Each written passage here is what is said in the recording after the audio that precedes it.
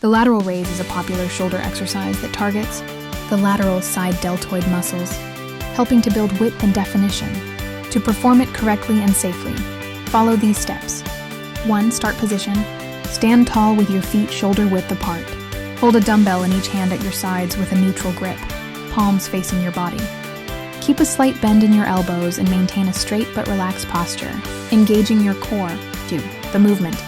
Raise your arms out to the sides until they reach shoulder height. Keep your elbows slightly bent and your wrists in line with your forearms. Don't let the weights drift forward or back. Imagine pouring water from a jug.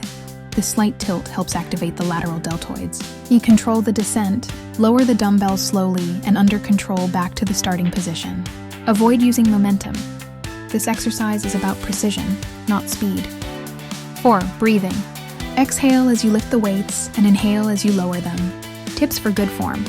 Use light to moderate weights to ensure proper form and reduce injury risk. Do not shrug your shoulders. Keep them down and away from your ears. Avoid swinging your body. Stand firm and let your shoulders do the work. Keep the movement within shoulder height.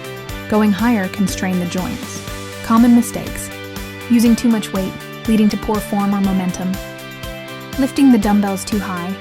Allowing the wrists to bend or rotate excessively. Lateral raises can be done seated or with resistance bands for variation. Focus on slow, controlled reps to maximize muscle engagement and reduce risk of injury. Aim for 3 sets of 10 repetitions.